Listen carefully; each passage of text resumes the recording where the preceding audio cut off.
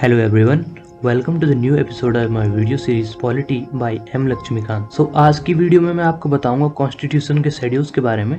हमारे यहाँ कितने शेड्यूल्स हैं कॉन्स्टिट्यूशन में और कौन कौन से शेड्यूल्स किस चीज से बिलोंग करते हैं। अगर मैं आपको हिंदी में बोलूँ तो भारतीय संविधान की अनुसूचियाँ। एग्जाम्स में काफी बार डायरेक्ट क्वेश्चन यहाँ से पूछा जाता है कि विलेज पंचायत और म्यूनिसिपैलिटीज कौन से शेड्यूल में हमारे आते हैं। सो ये एग्जाम पर्सपेक्टिव से काफी इंपॉर्टेंट हो जाता है। So let's start our video और आप देख रहे हैं ई गुरुकुल NCERT स्टफ। सबसे पहले आता है हमारा फर्स्ट शेड्यूल। जो फर्स्ट शेड्यूल है उसमें हमारे स्टेट्स के नाम और उनके जितने भी एरिया है उसके बारे में बताया गया है और इसी के अंदर हमारा यूनियन टेरिटरीज के नाम और उनका जितना भी एरिया है उसके बारे में भी डिफाइन किया गया है। ये आता है हमारा आर्टिकल 1 से लेके 4 तक। इसके बाद आता है हमारा सेकंड शेड्यूल। इसमें आता है हमारा इमोन्यूमेंट्स बोले तो सैलरीज, अलाउंसेस बोले तो भत्ते, प्रिविलेजेस बोले तो विशेषाधिकार, हमारे प्रेसिडेंट ऑफ इंडिया के, द गवर्नर्स ऑफ स्टेट्स बोले तो हमारे राज्यपाल जो कि अलग अलग स्टेट्स के होते हैं, स्पीकर और deputy speaker of Lok Sabha, Rajya Sabha के स्पीकर और डेप्यूटी स्पीकर, विधानसभा के स्पीकर और डेप्यूटी स्पीकर, विधान परिषद जो होती है हमारी कुछ स्टेट्स में है वैसे अभी, उनके स्पीकर और डेप्यूटी स्पीकर, सुप्रीम कोर्ट के जज, हाई कोर्ट के जज और कॉम्प्टर और ऑडिटर जनरल भारत के। इन सब लोगों को इंक्लूड किया गया है कि इनके क्या क्या भत्ते हैं, क्या क्या सैलरीज है इनकी, क्या क्या इनके अलाउंसेस हैं, इन सब को इंक्लूड किया गया है हमारे सेकंड शेड्यूल में। इसमें आते हैं हमारे आर्टिकल 59, 65, 75, 97, 125, 148, 158, 164, 186 और 221। यहाँ पर एक बात आपको याद रखनी है कि हमारे प्राइम मिनिस्टर के सैलरीज, अलाउंसेस और प्रिविलेजेस को यहाँ पर शामिल नहीं किया गया है।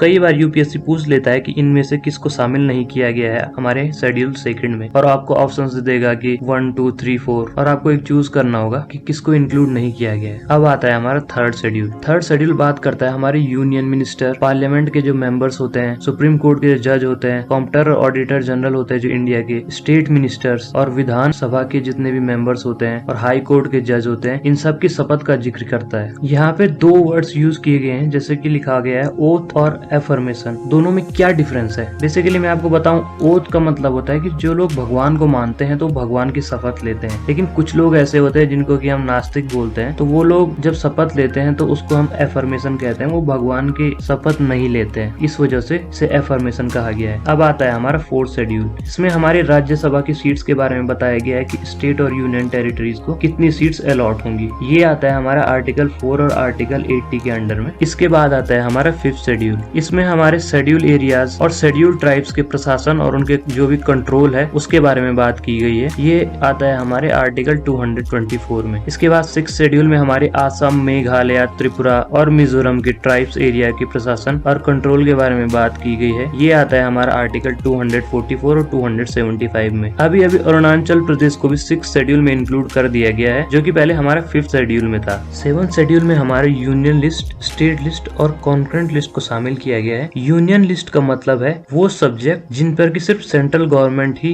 कानून बना सकती है। स्टेट लिस्ट का मतलब है वो सब्जेक्ट जिन पर स्टेट गवर्नमेंट ही कानून बना सकती है, और कॉन्करेंट लिस्ट का मतलब है जिन पर स्टेट और सेंट्रल गवर्नमेंट दोनों ही कानून बना सकती है। जैसे कि एजुकेशन है, एजुकेशन हमारा कॉन्करेंट लिस्ट में आता है। इसमें हमारा स्टेट भी कानून बना सकता है और सेंट्रल गवर्नमेंट भी हमारा कानून बना सकती है। जैसे कि आपको पता ही होगा CBSE बोर्ड हमारा सेंट्रल गवर्नमेंट का और उत्तराखंड बोर्ड हमारा स्टेट गवर्नमेंट का है। ये आता है हमारा आर्टिकल 246 में। 8th शेड्यूल हमारा ऑफिशियल लैंग्वेज के बारे में बात करता है। प्रेजेंट में हमारे पास 22 भाषाओं को संविधान में पहचान दी गई है जो कि आता है हमारा आर्टिकल 344 और 351 में। इसके बाद आता है हमारा 9th शेड्यूल जो कि हमारा लैंड रिफॉर्म से रिलेटेड है। लैंड रिफॉर्म बोले तो भूमि सुधार। ये मैंने बहुत ही ब्रीफली अपनी लास्ट वीडियो में डिस्कस करा है, और अगर आपने मेरी लास्ट वीडियो नहीं देखी है तो मैं एंड स्क्रीन पे लास्ट वीडियो का लिंक आपको दे दूंगा, आप वहां से क्लिक करके उसको देख सकते हैं। ये आता है हमारा आर्टिकल 31B में। इसको भी मैंने बहुत ही अच्छी तरह से डिफाइन करा है अपने लास्ट वीडियो में। अब आता है हमारा 10th शेड्यूल।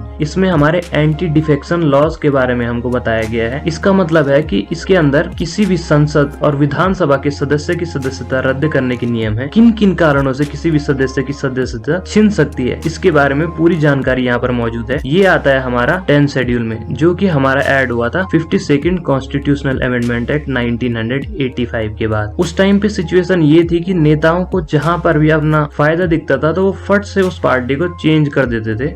इसी वजह से ये नियम लाना पड़ा। ये आता है हमारा आर्टिकल 102 और आर्टिकल 119 में।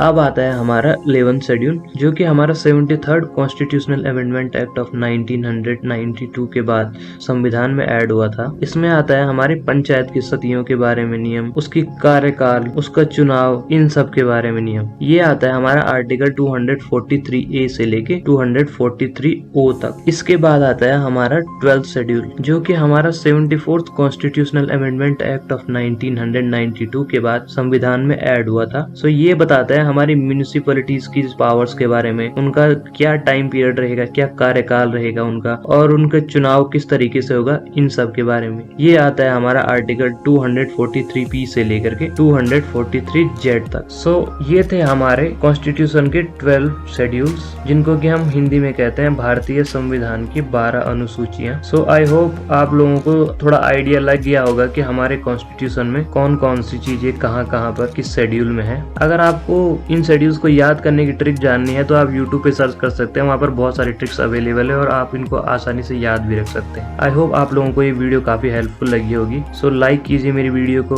सब्सक्राइब कीजिए मेरे चैनल को और शेयर कीजिए, सो दैट कि औरों को भी शेड्यूल्स काफी आसानी से समझ में आ सके।